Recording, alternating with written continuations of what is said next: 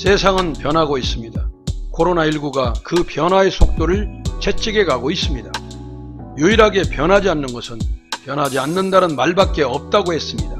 그러나 그 변화에도 질서와 순리가 따르고 예측 가능한 선에서 이루어져야 부작용이 적을진데, 지금까지 세계를 견인하던 미국이 트럼프라는 독특한 대통령을 선출하면서부터 세계를 지탱했던 가치 기준이 오로지 돈과 연결되고 재선 전략과 맞물리면서 갑자기 닥쳐오는 신변의 쓰나미에 고통받고 있는 개인과 국가가 속출하고 있습니다.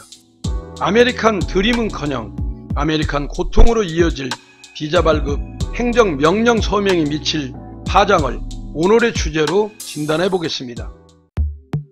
여권은 대한민국을 떠나는 국제공항이나 국제여객터미널에서 검증받는 신분증이고, 비자는 목적지 국가에서 들어와도 좋다는 입국 허가증입니다.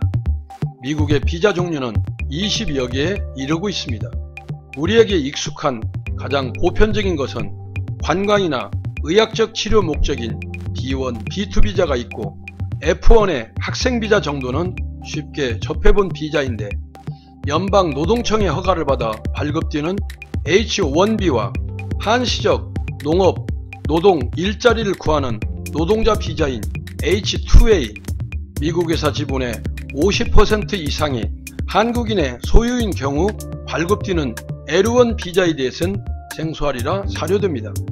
그런데 트럼프 대통령이 지난 6월 22일에 11월 대선을 앞두고 반이민 정책으로 지지층을 결집시키기 위해 행정명령에 서명함으로써 그 후유증과 파장이 증폭될 것으로 예상됩니다.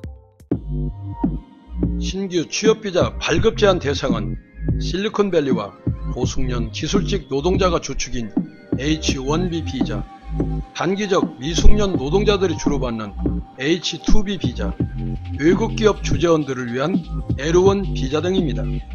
농업 분야 단기 취업비자 H2A는 발급 제한에서 제외시켰습니다. 농촌 표심을 건드리지 않으려는 전략인데, 코로나 사태로 실직한 미국인들이 직장에 복귀할 때 차질이 없도록 외국인 노동력 유입을 한시적으로 제한하려는 목적으로 익히고 있습니다. 이번 조치로 최대 52만 5천 개의 일자리가 외국인 대신 미국인에게 돌아갈 것으로 파악되는데, 미국에서 유학한 한국인들의 현지 취업도 어려워질 것으로 내다보고 있습니다. 트럼프의 선거 구호는 아메리카 퍼스트, 미국 우선주의였습니다. 다수의 예상을 깨고 그는 당선이 됩니다. 물론 미국인들의 선택이었습니다. 민족주의, 일방주의, 보호주의, 고립주의를 향해 멈출 줄 모르고 질주하고 있는 트럼프는 UN 인권이사회와 유네스코를 탈퇴하여 국제질서를 혼란에 빠뜨리고 있고, 미국과 유럽동맹의 핵심 축인 북대서양 조약기구도 방위비 분담금 문제로 독일과 마찰을 빚고 있습니다. 물론 대한민국도 예외는 아닙니다.